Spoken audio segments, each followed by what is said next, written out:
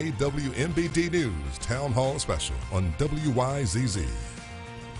Statues of Confederate generals and the Confederate flag, some saying that the symbols are racist because they represent groups of people who pushed for white supremacy. Others saying it's just history. Our own Minash Krungwari explains their origins and shows us why even today many are still split on their existence.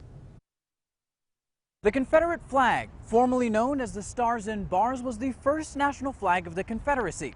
My freedom, proof that the Union won the war, and that's exactly why we hang what's known as the American flag. But recently, a violent event took place in Minnesota, leaving many Americans to analyze our country's history. And some say this flag has got to go.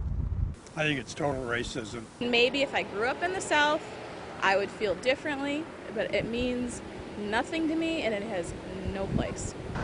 I don't see how anybody can think other than it being racist. Linda Foster, president of the Bloomington Normal NAACP, says for the 13.4% of black Americans who live in this country, the Confederate flag means slavery should never have ended because the debate over slavery sparked the Civil War. But some say simply flying it is not racist.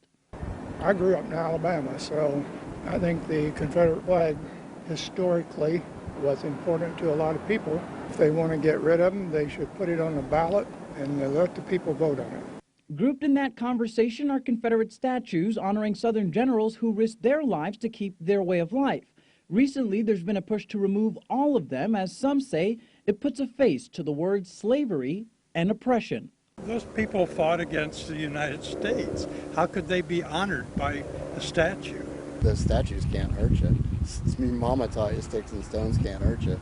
Better get used to it, people. A woman I spoke to says she personally does not want to see them taken down.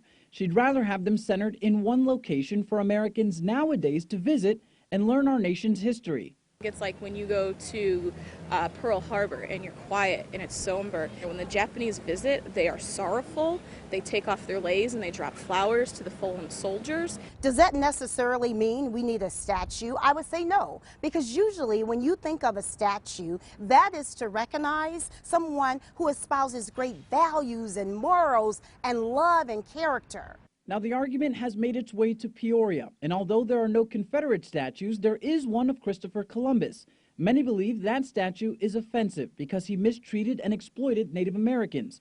But Peoria Park District leaders say before they remove it, they want to know how many people want it taken down. Our goal would be that by the end of July, the board is able to vote either to remove or to add some educational signage and some advocacy around tolerance and equity.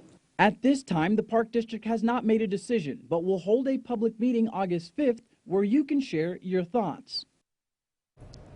That was Minash Krungwari reporting. Well, still ahead, we've got so much more to unpack. You heard a bit about in our last break, but how institutional changes in academics that we make today could impact future generations.